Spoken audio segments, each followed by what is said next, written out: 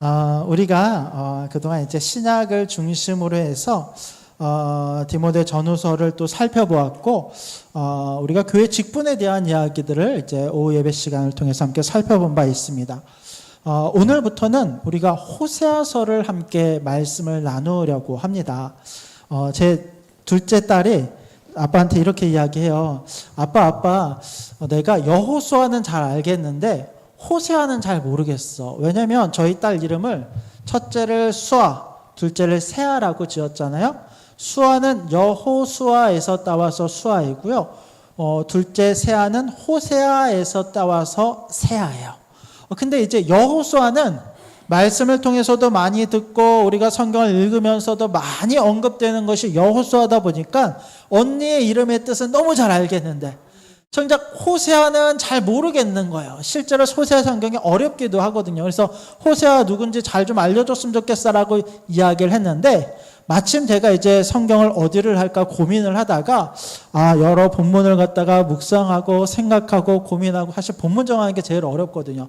정말 많이 고민을 하다가 정말 아껴두었던 본문이 바로 호세아서거든요. 이건 나중에 부흥회 할 때 한번 해야지라고 하고 아껴두었던 건데 오후 예배 시간에 우리 복된 성도들과 이 호세아서의 말씀을 함께 나누자라고 하는 감동이 있어서 거기에 덧붙여서 이제 세아의 말도 생각이 나서 그러면 우리가 한번 호세아서의 말씀을 함께 나눠보자라고 생각을 해서 호세아서를 함께 나누려고 합니다.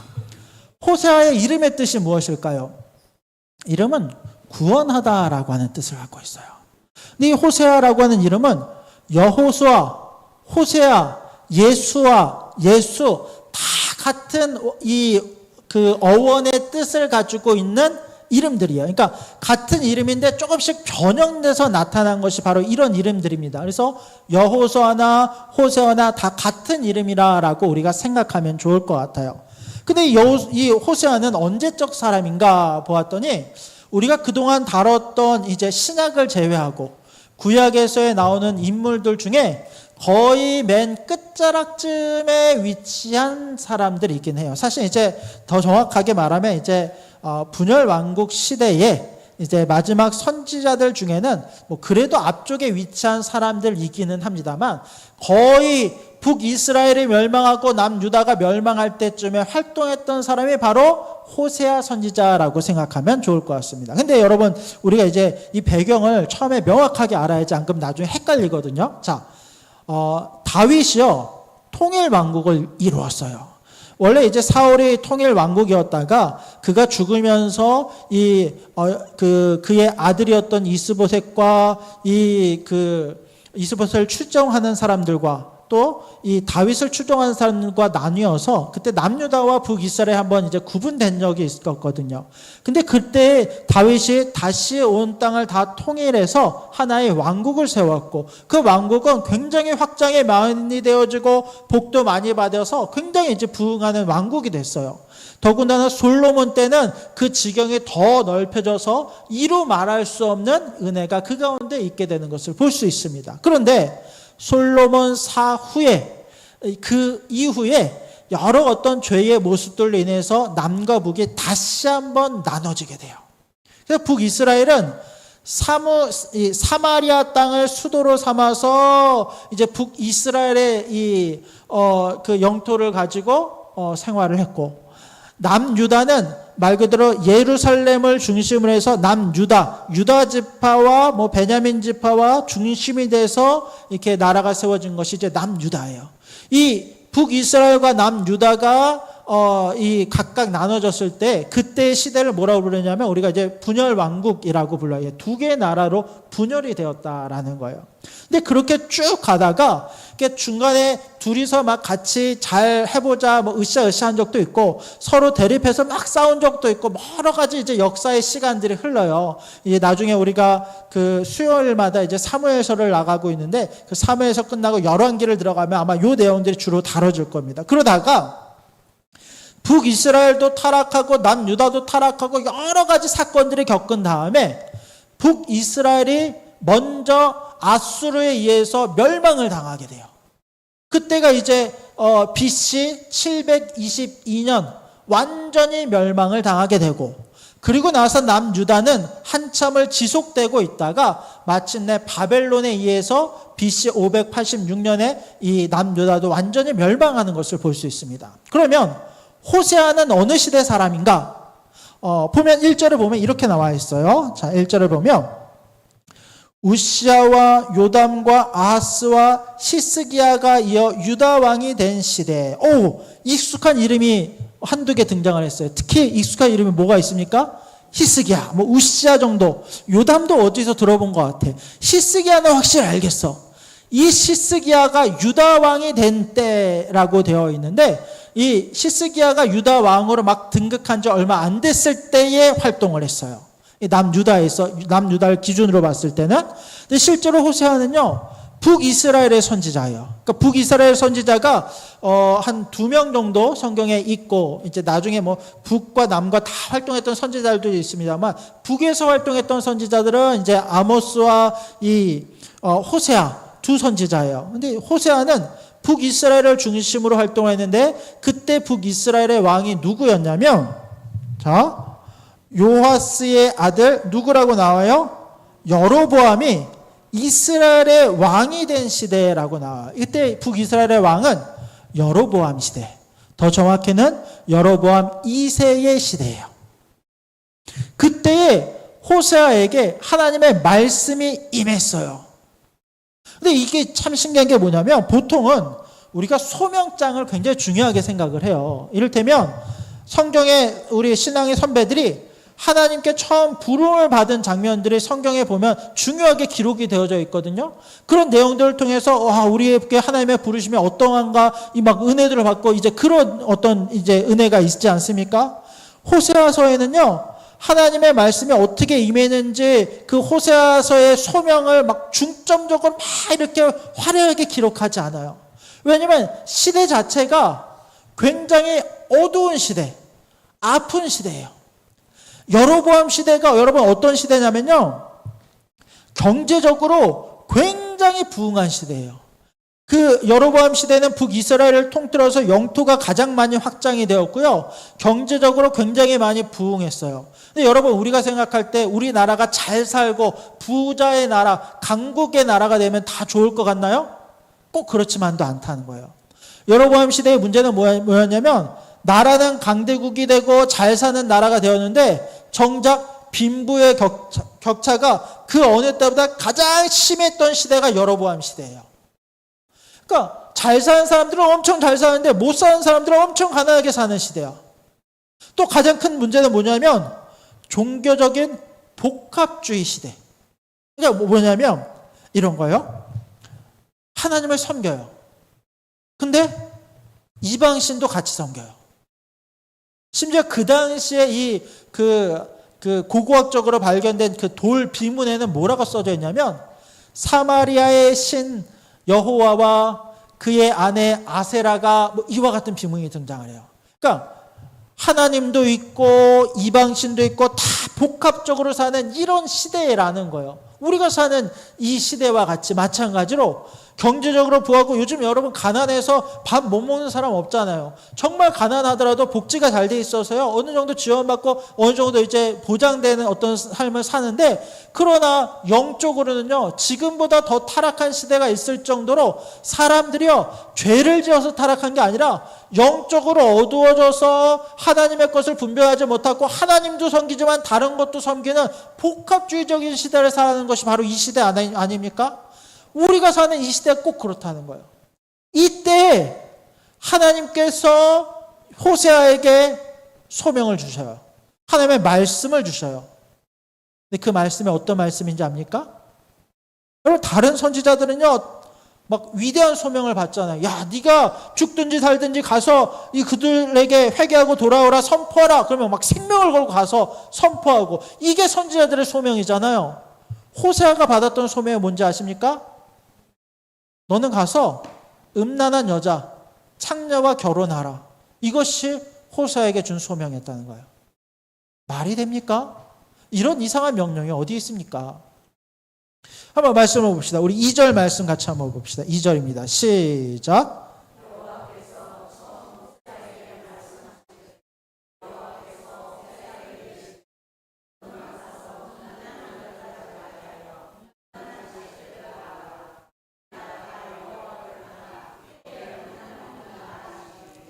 음란한 여자를 맞이하여 음란한 자식들을 낳으래요. 이게 말이 됩니까? 창기랑, 쉽게 말하면 목사님 보고 창녀랑 가서 결혼하라라고 이야기를 하면 그것을 우리가 어떻게 받아들일 수 있습니까? 더군다나 지금과 같지 않고 더 정결함과 부정함이 강조되었던 어떤 신학적으로는 강조되던 시대에 부정함을 따라 그와 같은 사람과 결혼하라고 하는 것이 어떻게 우리가 지킬 수 있는 명령입니까? 실제로 내가 그것을 지킨다고 해서 사람들이 그것을 와, 하나님의 말씀에 순종했네 이렇게 보겠습니까? 아니, 저 사람은 목회자라고 하면서 왜 저런 일을 해? 다 정죄하고 비난하고 그렇지 않겠습니까? 그런데 호세아는 그 말씀에 순종합니다. 선지자의 숙명은 이런 거예요. 하나님이 말씀하시면 네가 뭐 자갈밭을 가라, 가시밭을 가라라고 할지라도 순종하여 나아가는 것이 선지자들, 예수 따르는 자들이에요. 호세아가 가서 디블라임의 딸 고멜을 아내로 맞이합니다. 그의 이름으로 보건대 아마도 이 여인은 이방 여인이었을 거예요. 유대인도 아니에요. 이방 여인과 결혼을 합니다. 자, 그런데 그가 임신을 하여 아들을 낳아요. 여호와께서 호세아에게 이르시되 그의 이름을 무엇이라 하라? 이스라엘이라 하라. 이스라엘도 아니고 이스라엘이 무슨 뜻일까요? 뭐 문자 그대로 하면 심기우다 뭐 이와 같은 뜻인데 오늘 표현에서는 심판하다라고 하는 의미로 이 단어가 사용이 됐어요. 정확히 말하면 이스라엘은 지명이에요. 지명. 실제로 이스라엘 역사에 등장했던 지명이 이스라엘이라고 하는 특별한 지역에 있었다는 거예요. 근데 그 지역은 어떤 지역이냐면 역사적으로 전쟁이 많이 벌어진 지역이에요. 사울과 다윗이 처음으로 대립했던 지역이기도 하고요. 아합의 아내였던 이세벨이 나봇의 포도원을 차지하기 위해서 나봇을 죽였던 곳도 이스라엘이라고 하는 땅이에요. 나중에 예후라고 하는 사람이 아합 왕의 아내였던 이세벨과 그의 가문의 사람들을 다 죽이고 피를 흘렸던 지역도 바로 이 지역이에요. 기드온과 또 드보라가 각각 사역했던 지역도 이 이스라엘이라고 하는 지역입니다. 이 지역은 역사적으로 전쟁과 피를 많이 흘린 지역이에요. 그런데 이 지역에서 이 지역의 이름을 따서 자녀의 이름을 붙이는 거예요. 거기에 대해서 뭐라고 이야기하냐면 왜 그 이름을 붙여야 되는가에 대해서 하나님이 이렇게 설명을 하세요. 자, 조금 후에 내가 이스라엘의 피를 예후의 집에 갚으며 이스라엘의 피를 예후의 집에 갚아버린대요. 이스라엘 족속의 나라를 어떻게 한대요? 없앨 거래요. 심판하신다는 얘기예요. 여러분, 예후라고 하는 사람은 좀 독특한 사람인데 사람 이름이에요. 예후는. 자, 우리가 여기서 이제 간단하게만 살펴보면 이런 게 있어요. 보통 이스라엘도요, 한 왕조, 다윗 왕조가 쭉 지속되었던 것은 아니에요. 그러니까 이를테면 남유다는요, 한 왕조가 지속이 돼요. 하나님께서 다윗에게 약속하셨던 게 있거든요. 내가 너의 왕자를 지키고 너의 후손들을 지키고 너의 어떤 그 가문을 지키겠다라는 약속 아래서 어쨌든 남유다는 그 왕조가 한 왕조로 멸망할 때까지 쭉 이어져요. 근데 북이스라엘은 조금 달라요. 북이스라엘은 처음 세워졌을 때부터 이 정당성에 문제가 있었을 뿐만 아니라 뭐 처음엔 좋게 시작을 했습니다만 어쨌든 그 왕조가 여러 번에 걸쳐서 바뀌게 되는데 보통 왕조라고 하면 왕을 이야기하는 게 아니죠. 한 가문에서 한동안 왕조가 세워졌다가 또 거기 그 왕조가 멸망한 그 다음 왕조가 세워졌거나 이렇게 이어지거든요.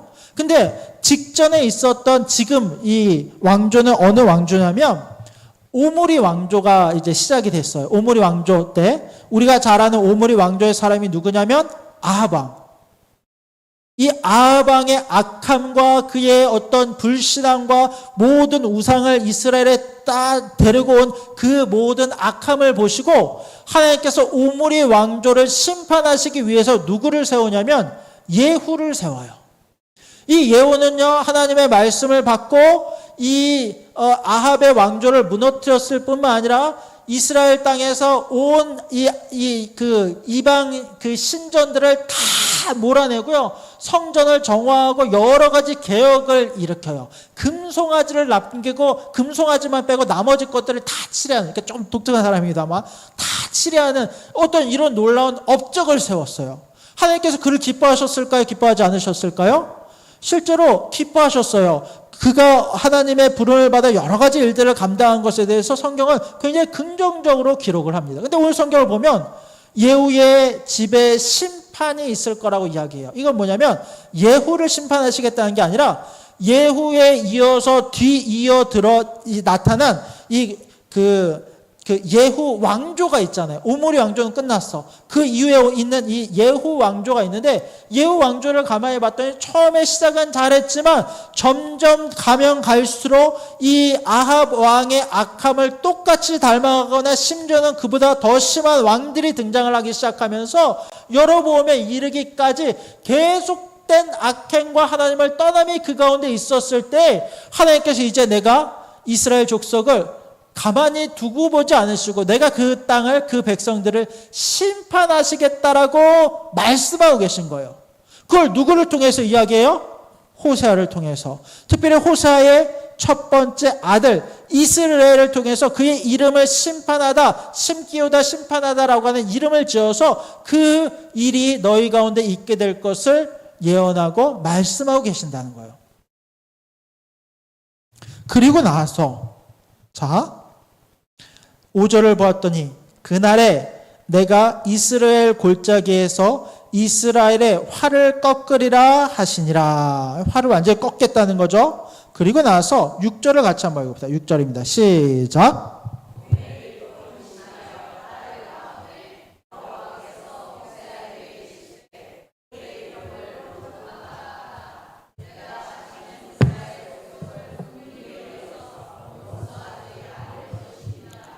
딸을 낳는데요. 근데 그 딸의 이름을 무엇이라 불러요? 로루하마. 로라고 하는 것은 부정사예요. 그러니까 부정의 의미가 들어가 있는 거예요. 루하마, 사랑받지 못할 자라라고 이름을 붙여라. 아니, 자기 딸의 이름을 사랑받지 못할 자라고 하는 이름을 붙이래요. 그러면서 내가 다시는 이스라엘 족속을 긍휼히 여겨서 용서하지 않을 것이다 라고 선언하세요. 얼마나 무섭습니까? 얼마나 아픕니까? 딸의 이름을 이와 같이 짓고 사랑받지 못할 자라 이름하는 거예요. 7절을 봅시다. 그러나 근데 그 바로 이어서 이와 같이 이야기해. 시작. 그러나 내가 유다 족속을 긍휼히 여겨 그들의 하나님 여호와로 구원하겠고 활과 칼이나 전쟁이나 마병으로 구원하지 아니하리라 하시니라. 그렇지만 때가 되면 하나님께서 어떻게 하시겠다고? 구원하시겠대요. 특별히 유다 족속을 긍휼히 여겨서 내가 너를 구원하겠고 칼이나 전쟁이나 마병이나 어떤 인간적인 세상의 방식으로 구원한 것이 아니라 하나님의 독특한 방법으로 그분의 사랑으로 구원하겠다라고 약속하고 계신 거예요. 8절을 봅시다. 이번에는 또 아들을 낳아요. 고멜이 로루하마를 젖된 후에 또 임신하여 아들을 낳습니다. 근데 여러분, 이 첫째 아들 이스라엘은 호세아의 아들이 맞아요. 근데 둘째 딸과 셋째 아들은 성경학자들마다 의견이 조금씩 분분하기는 합니다만 어떤 성경학자들은 호세아의 딸과 아들이 아니었다라고 이야기해요. 실제로 사랑받지 못할 자라고 하는 것은 고멜이 바람 피워서 다른 자녀를 가졌다라고 이렇게 해석하는 성경학자들도 있어요. 셋째 아들을 낳습니다. 셋째 아들의 이름은 무엇입니까? 로암미. 9절 같이 한번 읽어봅시다. 9절 시작. 여호와께서 이르시되 그의 이름을 로암미라 하라. 너희는 내 백성이 아니요 나는 너희의 하나님이 되지 아니할 것임이라. 로암미, 앞에 로자가 붙었어요. 긍정적일까요? 부정적일까요? 부정적이에요. 그건 뭐냐면 너희는 내 백성이 아니다. 더 직역하면 너희는 내 자식이 아니다라는 의미입니다만, 너희는 내 자식이 아니다. 그런데 오늘 이제 그 백성들, 이스라엘 백성들을 대상으로 할 때는 너희는 내 백성이 아니다. 여러분, 하나님께서 한 번 백성으로 삼으신 자들을 놓치십니까? 놓치지 않으십니까? 놓치지 않으세요. 근데 왜 이와 같이 강력하게 말씀하십니까? 그만큼 그들의 죄가 가만히 두고 볼 수 없을 만큼 음행하고 음란하고 악함이 가득한 자들이라는 거예요. 내가 너희를 용서하지 않겠다. 그 자녀들을 이름을 그와 같이 지음으로 인하여 하나님께서 얼마나 이 일들에 대해서 분노하고 계시고 그 심판이 어떻게 내릴지를 우리 가운데 보여주고 계신다는 거예요. 자, 그렇다면 여러분, 왜 하나님은 호세아서를 통해서 이와 같이 강력하게 말씀하고 계십니까? 물론 이스라엘의 죄가 그만큼 심각해서겠죠. 그런데 이와 같이 말씀하시는 하나님은 과연 이 모든 일을 진행하면서 너희는 잘못했으니까 벌 받아라, 이와 같이 그냥 이제 제3자의 마음으로 아무 어떤 감정의 요동 없이 가볍게 이와 같이 말씀하시는 것일까요? 절대 그렇지 않아요. 부모가 자녀가 잘못했을 때에 자녀에게 매를 듭니다. 회초리를 들고 자녀를 때리기 시작해요. 한 대, 두 대, 세 대. 누구의 마음이 찢어집니까? 부모의 마음이 찢어져요. 이건 부모, 자녀를 낳아본 사람들은 알아요. 자녀도 아파요. 매를 맞는 게요, 다른 거 생각하지 못할 정도로 얼마나 심하고 아픈지 그 맞아보지 않으면 모르거든요. 근데 부모의 마음은 더 찢어지는 거예요. 하나님의 심판의 말씀을 하실 때 하나님께서 가볍게 야 너희 잘못했으니까 벌받아, 이게 아니라 하나님의 마음이 얼마나 아프고 괴로운지, 그 고통이 하나님 앞에 얼마나 큰지, 심판을 내리는 그 심판자의 마음이 어떠한지를 우리 가운데 말씀하고 계시는 거예요. 호세아서의 비밀이 여기 있어요. 왜 하나님이 호세아를 음란한 여인과 결혼하라라고 합니까? 여기서 호세아는 하나님을 가리킵니다. 고멜은 이스라엘을 가리켜요. 음란한 여인이라고 하는 것은 온갖 죄를 짓고 있는 음란한 여인, 음란과 음행과 신앙의 복합주의를 살고 있는 이스라엘을 향하여서 내가, 하나님이 이스라엘과 결혼한다는 거예요. 그들을 심판하실 거예요. 이 고멜이 나중에 보면 도망가고 막 또 다른 남자를 만나고 막 말도 안 되는 일들을 계속해서 벌이지만 결국 호세아서가 말씀하고 있는 것은 뭐냐면, 그럼에도 불구하고 호세아는 고멜을 놓지 않고 고멜을 붙잡고 고멜을 사랑하고 고멜을 가정 안으로 데리고 와요. 하나님께서 지금 심판하시며 그들의 자녀를 이와 같은 이름으로 내시지만 결국 그 궁극의 목적은 뭐냐면, 하나님께서 그와 같은 마음으로 이스라엘을 사랑하시며 우리들을 사랑하신다라고 호세아서를 통해서 그 하나님의 사랑을 우리 가운데 보여주고 있다라는 것입니다. 이어지는 말씀을 계속 봅시다. 우리 10절과 11절 말씀이요. 10절과 11절입니다. 시작.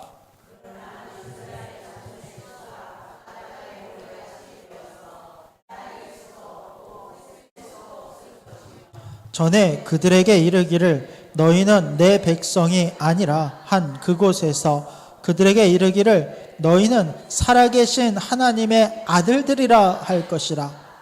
이에 유다 자손과 이스라엘 자손이 함께 모여 한 우두머리를 세우고 그 땅에서부터 올라오리니 이스라엘의 날이 클 것이미로다. 자, 너희는 내 백성이 아니라 한 그곳에서. 이 재밌죠, 표현이. 내가 너를 버렸던 그곳에서 내가 너를 다시 나의 백성도 아니야. 무엇을 삼겠다? 무엇을 삼겠다? 아들로 삼겠대요. 백성이 아니라, 그러니까 여기서 이제 백성이 아니라라고 말씀하셨던 그곳에서 이제는 내가 너를 내 백성이라 부르는 것이 아니라 내 아들이라 부르겠다는 거예요. 예수님께서 이 땅에 우리의 죄 때문에 오시고 그분으로 말미암아 그분이 피를 십자가에서 흘려 죽으시고 부활하신 그 사건을 말미암아 이제 우리는 하나님의 온전한 자녀가 되는데 그 은혜를 반드시 우리 가운데 내려주실 것이다 라고 약속하는 거예요. 11절 보십시오. 남유다와 북이스라엘 이제 함께 모여 한 우두머리를 세우고 그 땅에서 울러어리니 이스라엘아 이제 심판의 날이 지나가고 하나님의 영광의 때가 그 가운데 있을 것이다 라고 선언하고 계신 거예요. 그러면서 2장 1절 말씀 봅시다. 2장 1절. 자, 너희 형제에게는 무엇이라 하고 암미라 하고. 원래 아들에게 이름을 뭐라고 지었어요? 로암미라고 지었어요. 막내 아들 로암미. 뜻이 뭐였어요? 너희는 내 백성이 아니다. 내 자식이 아니다. 로자가 떼졌어. 암미만 남았어. 그러면 뭐가 돼요? 너희는 내 백성이다. 내 자식이다. 너희 자매에게는 로자가 이제 빠졌어. 로로 하면은 너희는 사랑받지 못할 자였는데 로자가 빠지니까 뭐가 돼요? 루하마는 사랑받는 자, 하나님의 은혜 가운데 거하는 자가 될 것이다 라고 말씀하고 계시는 거예요. 오늘 성경을 보면 우리가 하나님께서 막 이 안 좋은 얘기들 하시고 심판에 대한 이야기를 하셨다가 갑자기 감정이 급변하게 변하셔서 다시 축복하시고 막 이와 같은 모습으로 보여요. 여러분 하나님께서 이랬다가 저랬다 이랬다 저랬다 하시는 분이기 때문에 그렇습니까? 아니에요. 이 감정의 극명한 온도차를 보여줌으로 말미암아서 우리를 심판하시는 하나님의 마음이 결코 가볍지 아니하고 그분도 이 모든 심판을 행하시며 우리는 하나님의 형상을 따라 지음 받았잖아요. 우리 안에 있는 이 모든 이 감정과 이 모든 것들도 하나님께서 동시에 경험하시며 우리를 향한 그 눈물과 슬픔과 이 모든 간절함이 이 구절들의 높낮이를 통해서 우리 가운데 표현되어지고 보여지는 것을 우리가 알 수 있습니다. 동시에 우리는 하나님의 약속 안에 있는 그 사랑받을 자녀들임을 우리가 기억할 수 있기를 원합니다. 오늘 주신 말씀에서 특별히 호세아 하나님의 거룩한 선지자 하나님과 같이 약한 자와 함께하며 그 모든 이 사랑을 온전히 행하였던 호세아 선지자와 같이 우리 역시 하나님의 마음을 본받아 이 썩어져가고 옛 구습을 따르고 기도하지 아니하고 영적으로 무너진 이 시대에 우리가 하나님의 이름을 붙잡아 온전히 건강하게 바르게 하나님의 자녀로 살아갈 수 있는 저와 여러분들이 될 수 있기를 주님의 이름으로 간절히 부탁드립니다. 아멘. 기도하겠습니다.